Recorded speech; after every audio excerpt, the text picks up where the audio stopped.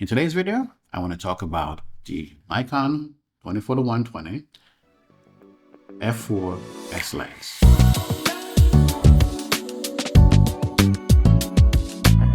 Hi everyone, great to see you all again. So today's video is all about the 24-120 S lens. This lens has been my dream lens for some time. And people are like, why would you want this to be a dream lens? For me, as someone who's been traveling around Southeast Asia for the past year or so, I wanted a lens that was a little bit lighter than my 20-40-70 f2.8 and provide a bit more range. Now, back then I shot with a Z6 II, and while I loved the lens and the camera and I thought the balance wasn't too bad, it's a bit front heavy, but overall image quality trumps everything, right? Focus speed was very fast. As far as zoom in, it's very smooth. For video, it did pretty well also. But when I wanted to shoot something that was a bit of a distance, that's where I run into some issues. So when the 24-120 was introduced, I was like, wow, that's a pretty good range.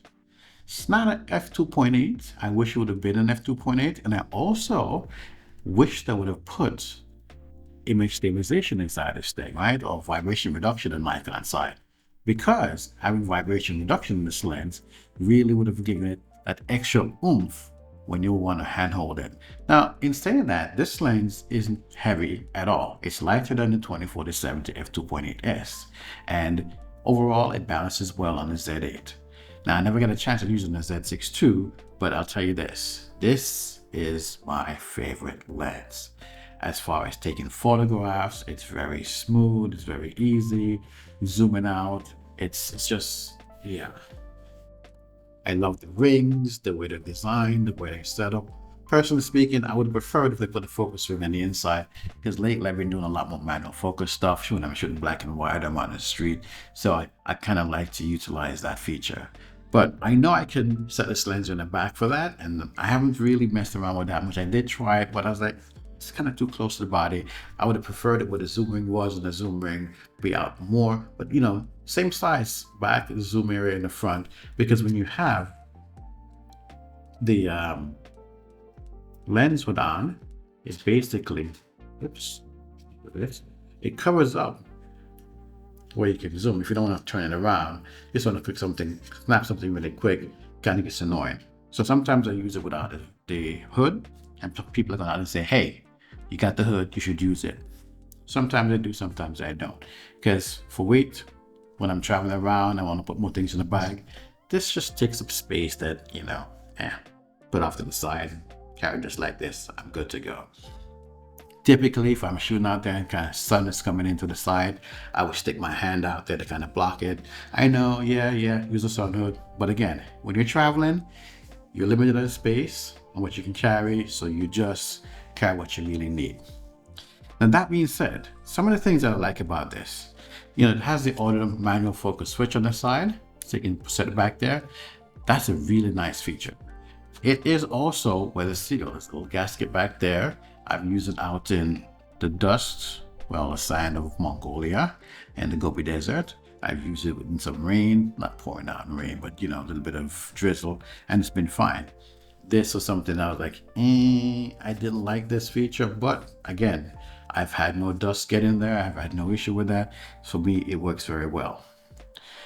Also, unlike on the 20-47 f4S, where you have to kind of turn it out to turn it on, this one is just ready to go from the beginning. You don't have to switch it to one level, then to get it to pop out, and then the lens is ready to use. You can use it from here, and it's good to go. The function button on the side. What I do with this function button on the side is I typically use it to program for switching between FX mode and DX mode. If I'm shooting photo and something is kind of out there and I really want to bring it in quick, don't have enough time to switch over to the 70-200 in a pinch, I just click that button, boom, I'm in DX mode and I can shoot. It really come in handy in some shots. I've, you know, taken some eagle shots out there when they're kind of flying by, and it really helps out a lot.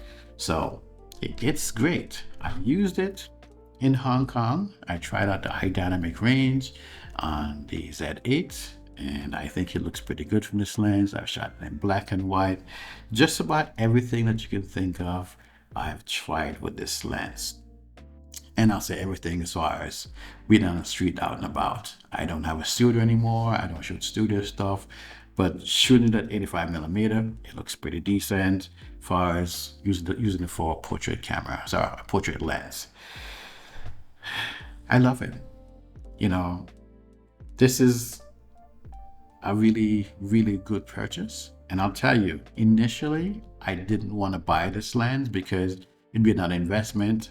I know I was losing money on trading in my Sony camera, and the 24-105 lens from Sony has optical steady shot built in, and that's the version of image stabilization in the lens. And when I tested it in the store, it seemed fine, but I thought this lens looked better. But I said, you know what, I need to do a test. And if you watch my earlier videos from when I first got the Z8 and I was walking around the store and I took it down the street, you will notice that this lens performed better. So after a couple of videos with the 24-105, I went out and I purchased this lens. So I've been meaning to do a review on it, just never kind of got around to it. So now, you know, I want to tell you, comparing both of those two lenses, while the 24-105 is pretty decent, I think this one is quicker when it comes to focusing. And as far as being in a Nikon body, it also does a really great job when it comes to image stabilization. Yes, it has none built in, but I think because it's the lens that was designed for Nikon cameras, it works well. The Sony lens worked pretty seamlessly as well. But when the image stabilization is turned on, then it kind of get a little shaky when you're walking with it. On the Sony side, I can utilize the software with the Sony camera and I can clean up the footage and make it even cleaner. With the Nikon system, we don't have any such software to allow us to give us any additional stabilization for the lens. So DaVinci Resolve was a software that we can use to add some image stabilization from the software to kind of clean up the footage somewhat. And it works pretty decently in Resolve. But what I'd love to see from Nikon, or if they want to cooperate with DaVinci Resolve and incorporate some really great gyro features, because I know Resolve has something for their camera that you can utilize to get stable footage out of theirs. And, you know, we're talking about the Blackmagic Pocket Cinema 4K and 6K cameras, which have no IBIS. But they use the gyro data to clean up how the footage look for their camera.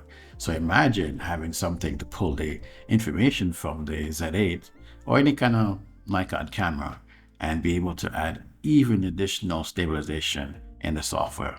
I think that's a really good thing. So Nikon, either you partner with DaVinci Resolve to put something together, or upgrade NX Studio so we can utilize that to clean the footage. Or if you're going to come out with something new, that works as well too. Anyway, guys, I'm going to wrap the video. Let me know what you think about the 24-120S. Do you own one? Do you plan on purchasing one? If you do, check the links below. I do have links to Amazon where you can purchase this lens. Those of you who own it, I'm curious to hear it. What do you think? If you own the old F-mount 24-120, how does it compare? Have you tested both of them together, or did you sell the other one and get this lens? All right, I'm taking off. I'll see you guys in the next one.